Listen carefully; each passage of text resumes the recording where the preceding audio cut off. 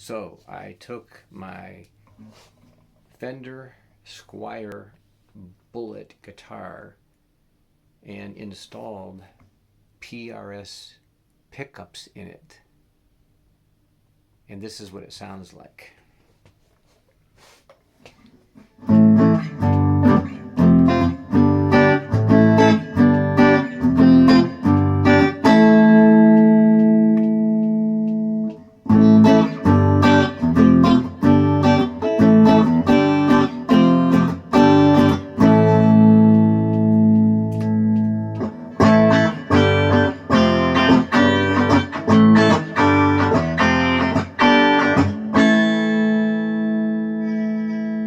Chords in the 3 different positions as I drop a pick, of course.